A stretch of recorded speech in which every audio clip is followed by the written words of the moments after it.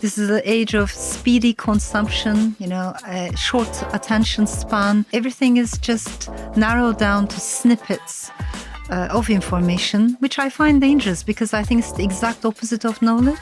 Welcome to How to Fail, the podcast that believes that most failures can teach us something meaningful. On the social media platform X, Elif Shafak describes herself as a storyteller, reader, learner, human rights advocate, feminist, introvert, and citizen of humanity. On the first count, she's being modest. Not just a storyteller, Shafak has in fact published 19 books, 12 of which are novels, several of which have been shortlisted for major literary awards, including the Booker Prize. She's been translated into 57 languages and is an honorary fellow at St Anne's College, Oxford. Her 20th novel, There Are Rivers in the Sky, is published this August and is an epic tale of one lost poem, two great rivers, and three remarkable lives, all connected by a single drop of water.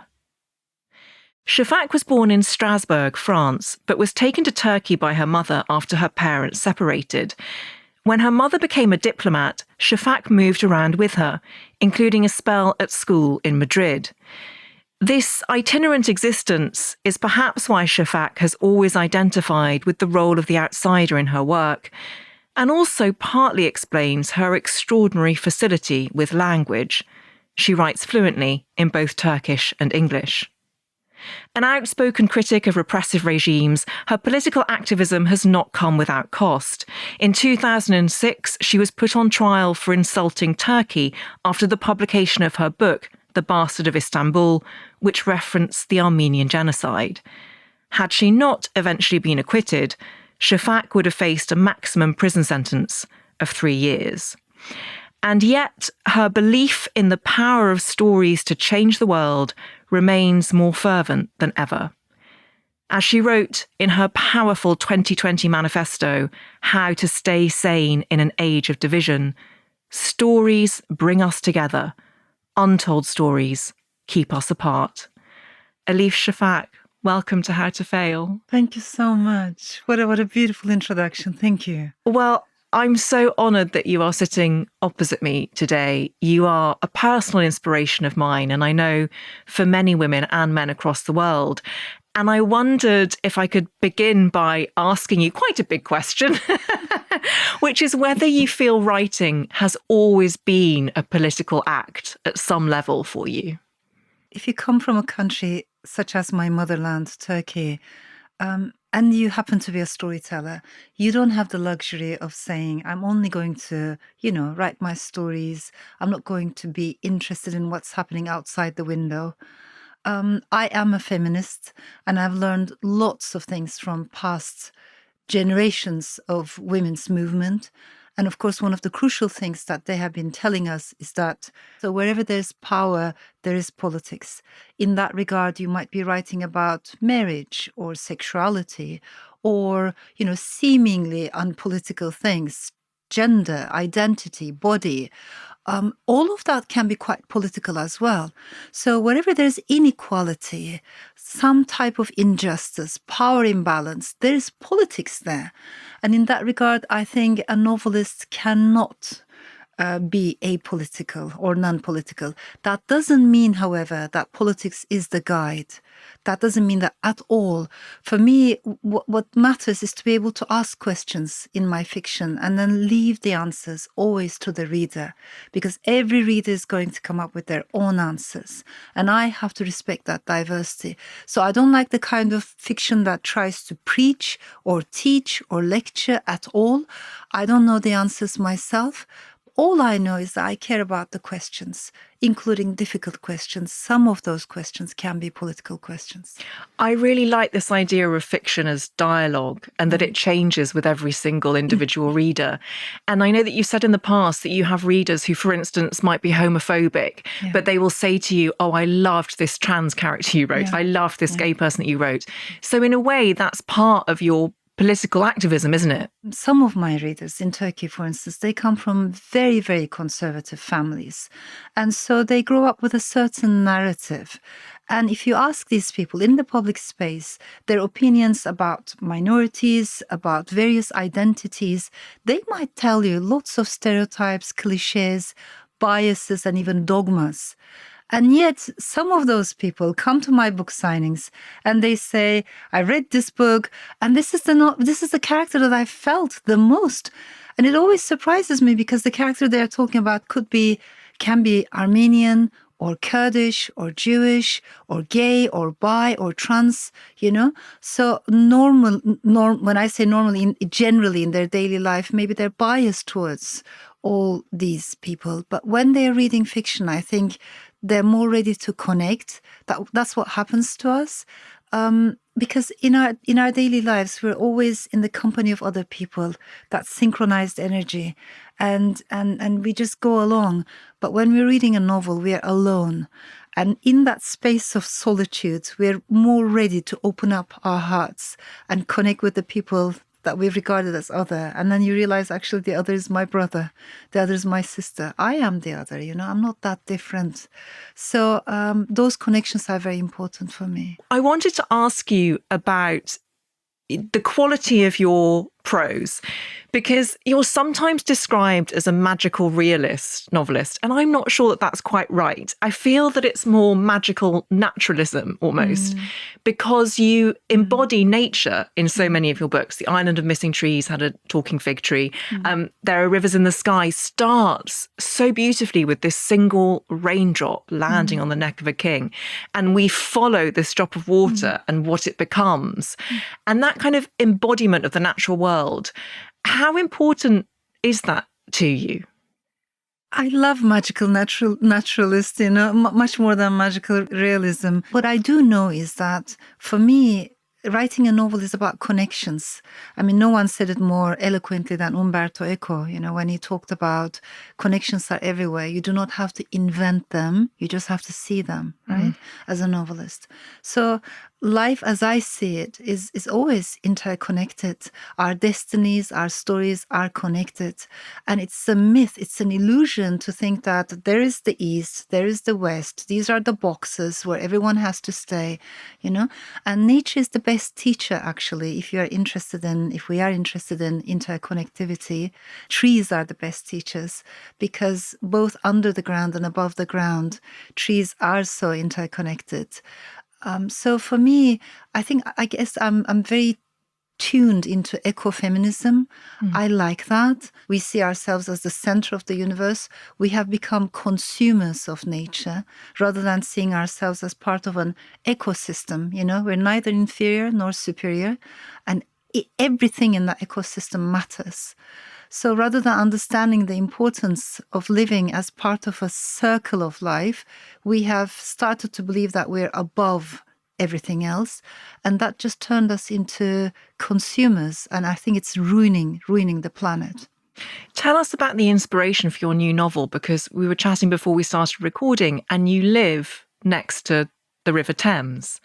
So how much was the inspiration for this novel that fact of geography? River Thames was a big inspiration for me. I love water. I think I love listening to water. I know it's going to sound weird, but just sitting by the water and trying to think. I appreciate such things. But I've also been thinking a lot about the river Tigris and the river Euphrates, which are the main rivers in the part of the world where I come from, which is today regarded as the Fertile Crescent. It's a fascinating geography.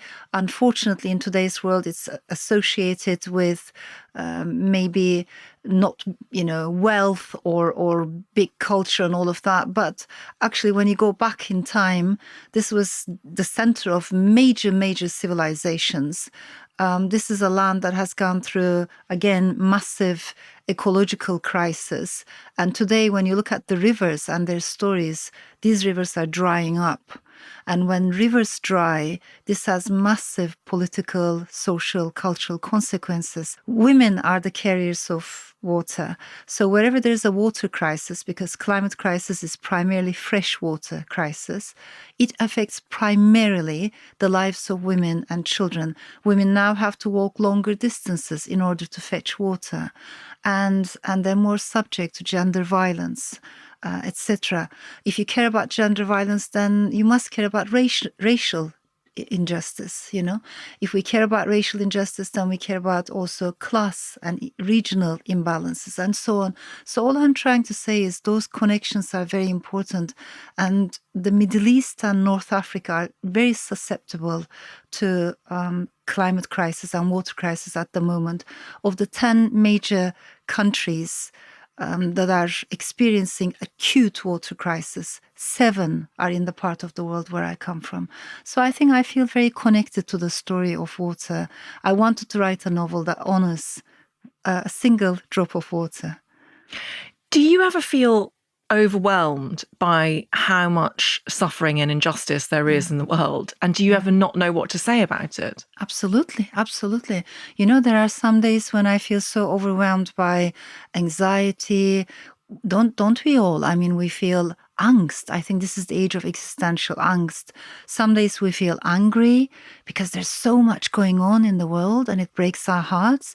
Other days maybe we feel depressed, this fatigue, almost just getting out of bed is difficult, and all of that is okay. I think what is not okay is to try to sweep all these emotions under the carpet and to think that emotions are a source of weakness. Every emotion, even those that seem negative at first glance, are actually a source of energy. So it's okay to feel these things. It shows that we're human. It shows that we care, that we're not numb. There's only one thing that scares me a lot, and that's numbness. That's indifference. The moment we become desensitized, when we stop caring. I think that is a very difficult threshold. But anger, angst, depression, fatigue, all of these are so human. The crucial thing is, what do we do with that source of energy? And Toni Morrison, she has this beautiful essay. She says, some days I feel so angry, and then I go and sit down, I sit at my desk and I write.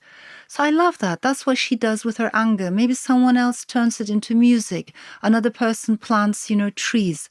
What do we do with our emotions, I think, is the crucial question.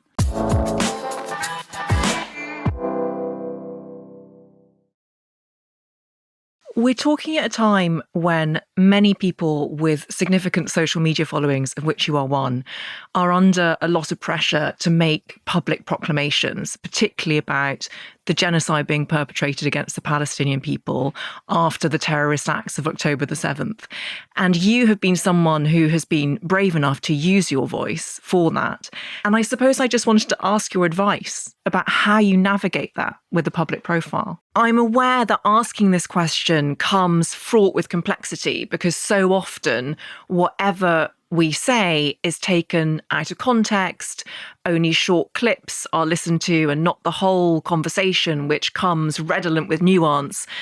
But I just want to ask you, Elif, how you navigate all of that. What's your take on this? Yeah, I think each one of us, we find it so difficult to navigate, especially social media, the digital space, because unfortunately it has become a space where there's no room for nuances or having longer conversations. Everything is just narrowed down to almost slogans, especially on Twitter. We have to talk about the major tragedy, humanitarian catastrophe that is taking place in Gaza as we're speaking right now. We're talking about mass starvation. We're talking about famine. We're talking about there's 155,000 pregnant women and breastfeeding mothers on the edge of starvation. And we're talking about, women and children and civilians suffering immensely. How do we find the language that serves peace and coexistence? How do we make it clear that we are against all forms of violence, perpetrated against all human beings? How do we put humanity first? And how do we empathize and how do we care? I think these are very, very crucial questions, and we cannot remain silent to what's happening in Gaza at this moment. Talking of the importance of people brings us on to your first failure. And Selena, my wonderful producer, said when she received Elif's failures, I think these are the most beautiful failures I've ever read. And they really are so exquisite and so beautifully nuanced in the way that you've written them that I almost feel I'm betraying you by asking you to talk about them. But maybe we'll put the full essay somewhere. Your first failure is to do with your father. Can you tell us the story? Yes, I was born in France, in Strasbourg. My father at the time he was pursuing his PhD in philosophy, if I'm not mistaken, and they were very young, both of them. My mother had dropped out of university, thinking love was enough, and she had come to France with my father. When the marriage failed, I think my mother felt a little bit helpless because she had no diploma, no career, no money, nothing to fall back on. So what happened was my father stayed in France. He got married again. He had another family. And my mother brought me to Turkey because for her, Turkey was home. But for me, it was a new country completely. So we came to Ankara, to my grandmother's house. This was a very conservative, very patriarchal and inward-looking neighborhood. And I think I always felt like we were the odd ones out. Women in my mother's situation, like a young divorcee, they would immediately be married off, usually to someone older. And this is what the neighbors were trying to do. But it was my grandmother who intervened. My grandmother, who had not been given a proper education, for being a girl, she had been pulled out of school. So she said that my mother should go back to college and she should graduate. She should have a diploma, a career, choices. And when people said, yes, but she has a child to take care of, my grandmother said, I will take care of my granddaughter until her mother is ready. And that changed our life. So I was raised by grandma until I was 11 years old. And my mother eventually graduated with, flying colors. And afterwards, we lived in Spain, Jordan, because she started to work as an attaché. I think there's an absence of love in my life because from my father, I did not receive any love. He almost never connected with me as I was growing up. And this created a lot of confusion on my part. And I think for a long time, I felt like it was my failure. And the reason I started to think that way is because around the time I was a teenager, I realized that I had half brothers or half siblings, because I didn't know their gender at the time. I didn't know anything about their family. I had never been invited to my father's house. I don't have any pictures with my father, except one picture probably that was taken as a baby. I don't have memories with my father. But when later on in my 20s, I met my brothers, one of them purely by coincidence, and the other one came to my book signing. And that was a very, very awkward moment, interesting moment, because he came and he said, I'm your brother, and he brought a book for me to sign. And for a moment, I didn't know what to write. And later on, we became good friends. He's a very, very gentle soul.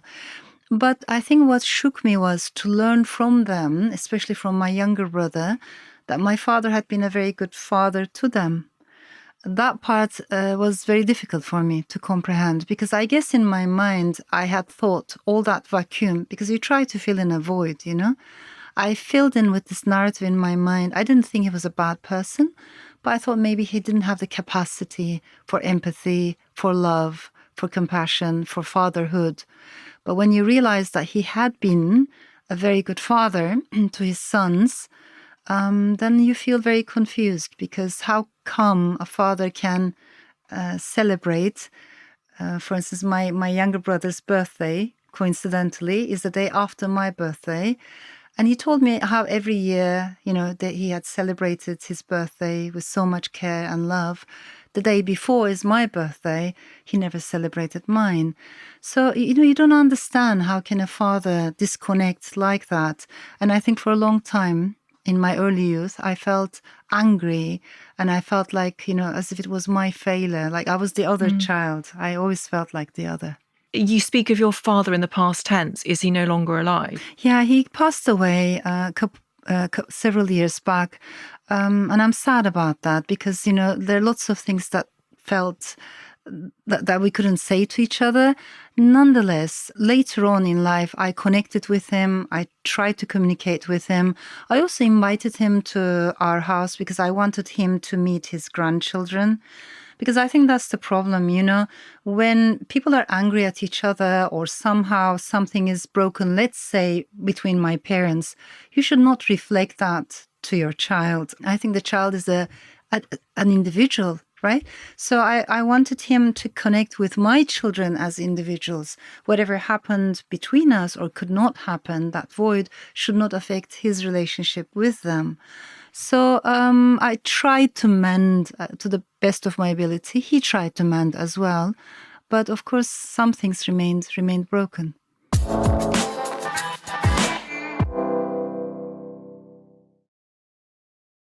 Well, let's talk about how much stories provided a refuge for you in this childhood with very strong maternal energy, but yet possibly a sense of confusion about where you belonged, and going to school in Madrid. And I understand you always felt like an outsider there. It was a bad time to be a Turk. Yeah.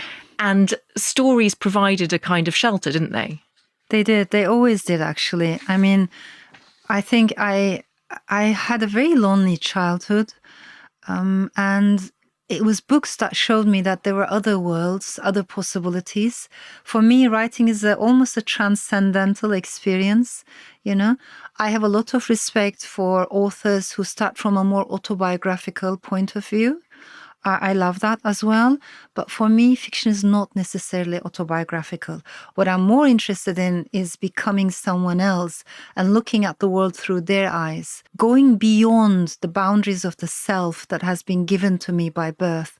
I want to transcend that, and art enables that or facilitates that. I think books made me feel less lonely. And when I moved to Madrid from my grandmother's very conservative neighborhood, suddenly you end up in a very international school where, again, I did not fit in.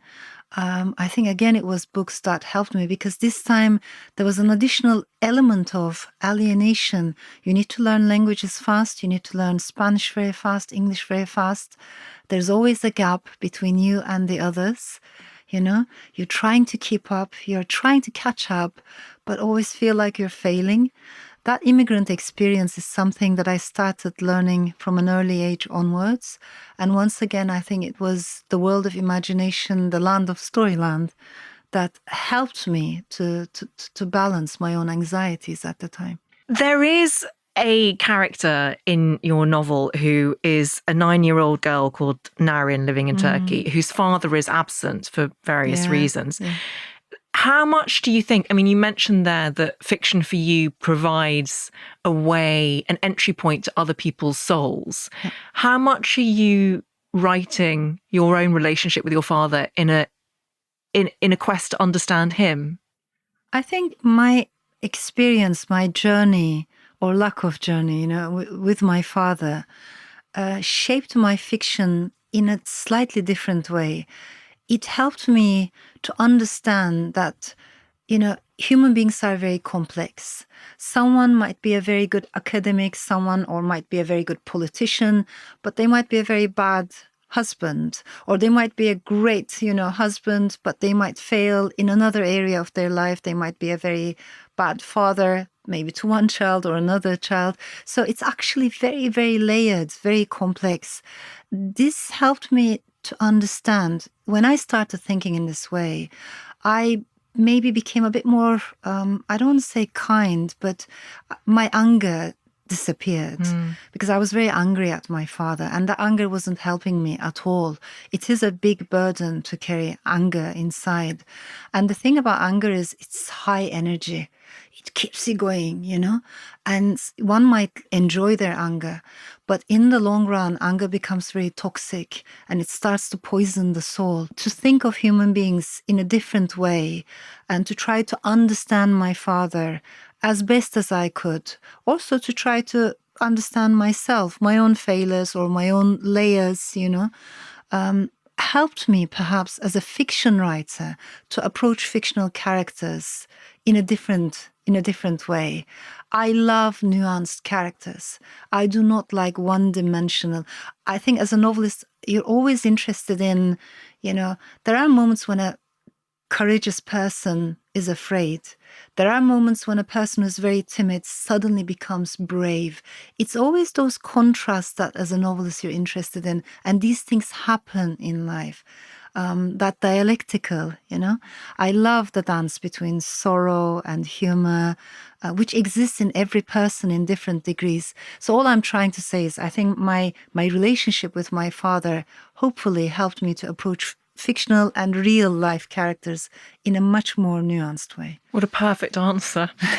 Just a couple more questions on this particular failure. One is that I understand your grandmother, as well as being this incredibly before her time kind of woman who was really passionate about female education, had a spiritual side, and she read coffee cups. Yes. Did she ever read yours?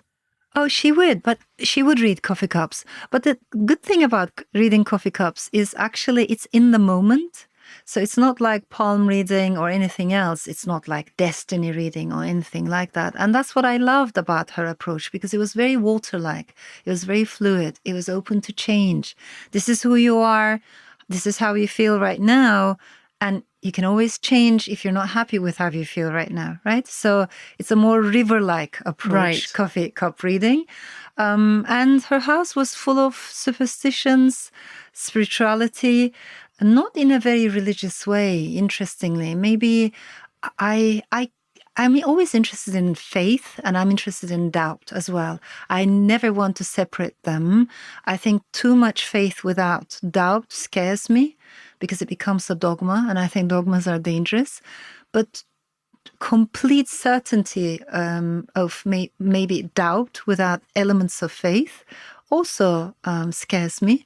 I think I like agnostics or mystics who are a bit more like misfits, walking a very thin line between faith and doubt, sometimes failing.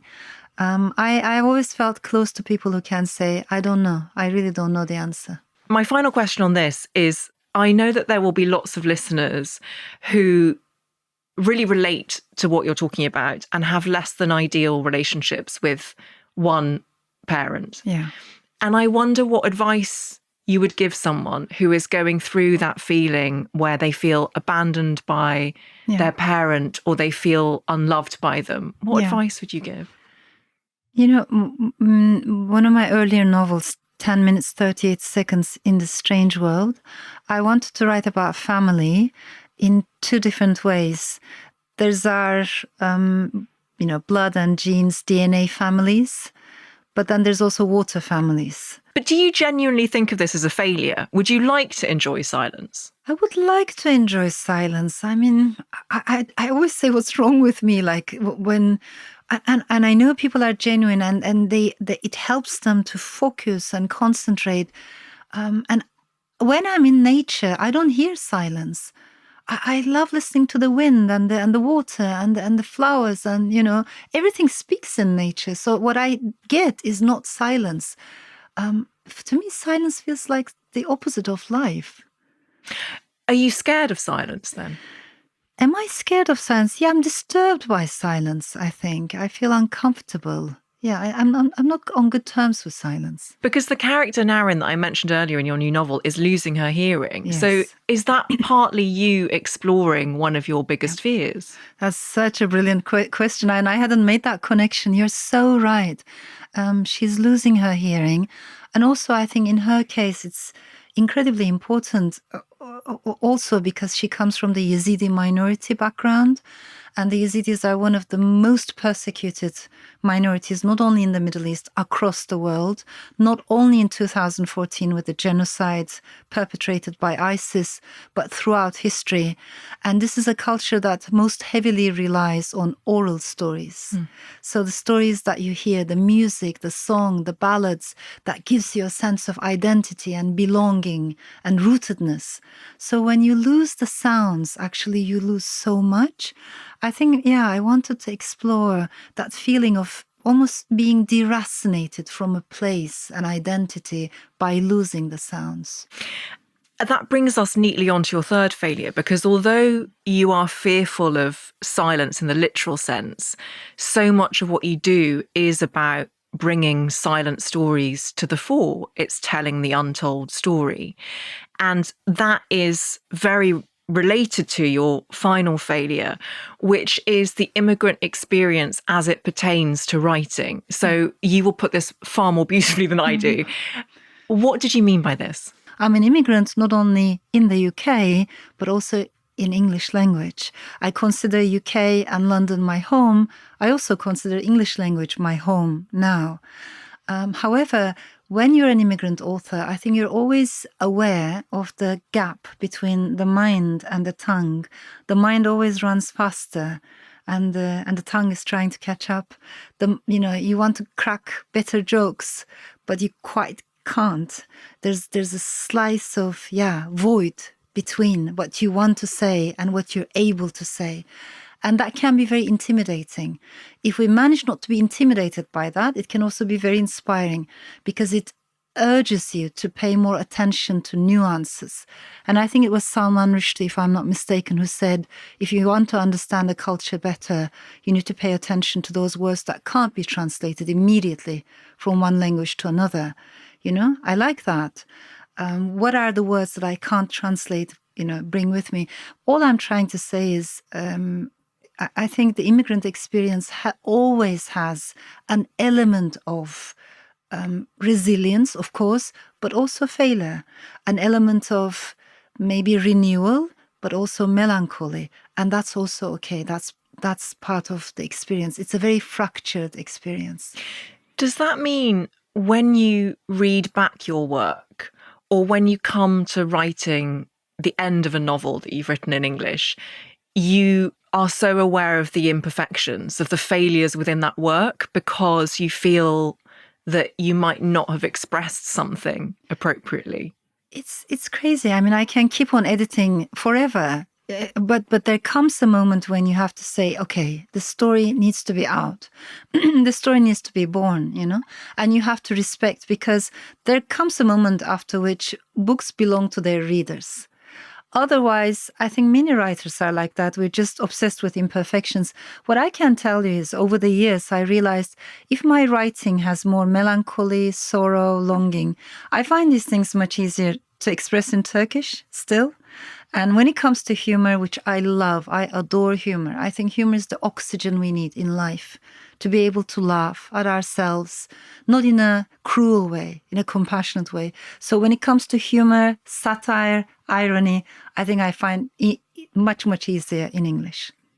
There has been this process in Turkey over the last few years where the language of Turkey has been purged from outside influences. So vocabulary taken from Europe, Persia and Armenia. There's been a sort of loss of words. How does that affect you? Yes, I mean, the Turkish language is very interesting. Grammatically, it's so different than English language. Actually, the linguistic family is closer to Finnish, Hungarian, and Turkish. Wow. Yeah, absolutely. And it's based on agglutination, in the sense that it's like a train. You keep adding suffixes. So with one word, I can say the translation of one word in Turkish can be 6-7 words in English, just because I've added more suffixes and played with the subject and object. So it's a completely different grammar, which can be fascinating. However, when it comes to the vocabulary, I think our vocabulary has shrunk. As you know, this was a multi-ethnic, multilingual, multi-religious empire, the Ottoman Empire. So within the language, there were words coming from Arabic, Persian, Armenian, Ladino, Greek. It was a mixture of, and Turkish, of course.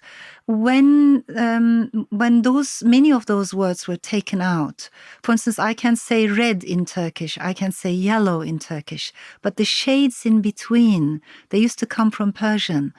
And I, as a writer, I long for those shades. I long for those nuances. This is a very polarized subject in Turkey, controversial subject in Turkey. And I don't like that polarization because depending on whether you are modern or conservative or liberal or conservative, it's almost as if you use, old words or new words. But I want to use all the words, both the new ones and the old ones, because we need nuances. So language for me is a passion. And when you speak English, when you say chutzpah, or when you say kismet, nobody says, wait a minute, the first word is from Hebrew and the second word is from Arabic. Nobody says that. I like that. They're both part of the English language organically. I think languages are like rivers and words live longer than us, and we need to respect their lifespan. You mentioned there the fractured nature of the immigrant experience and this sort of shifting sense of what home is within the language. Tell me how that has affected you in terms of your empathy for the quote unquote the other. Yeah, I think it had a huge impact for various reasons. I mean, since my childhood, I have felt like the other in so many settings, so many circumstances.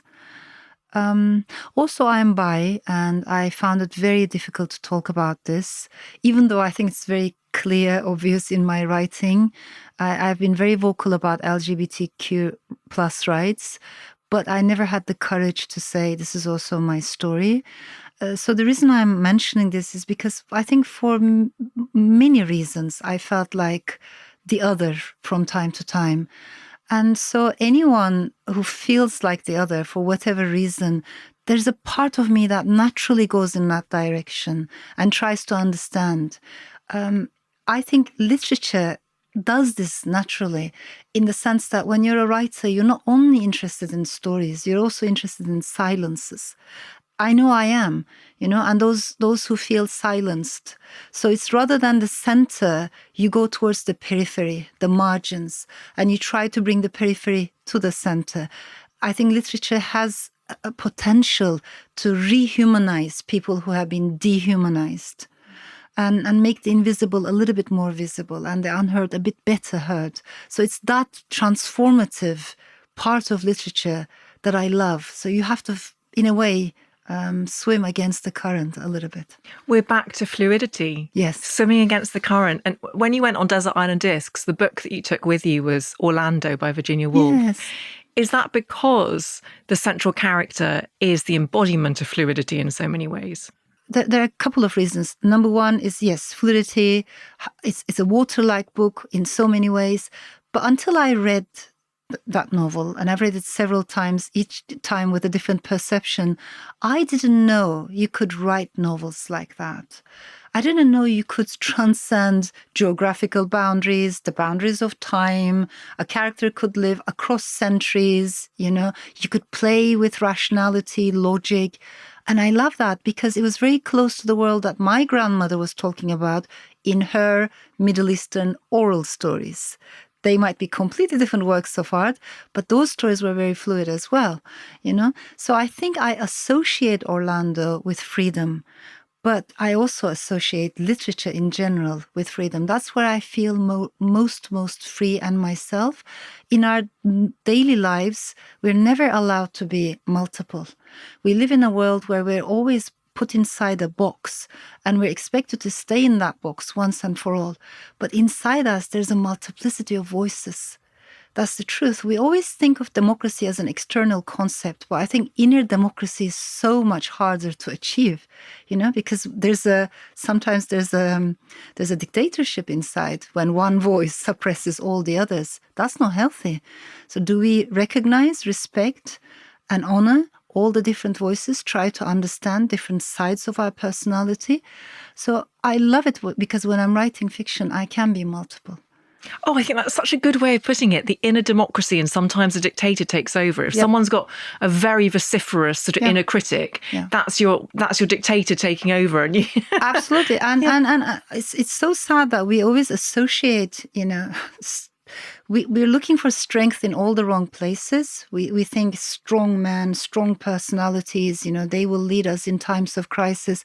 I think just the opposite. People with capacity for empathy, compassion, people who can cry, people who can show their emotions.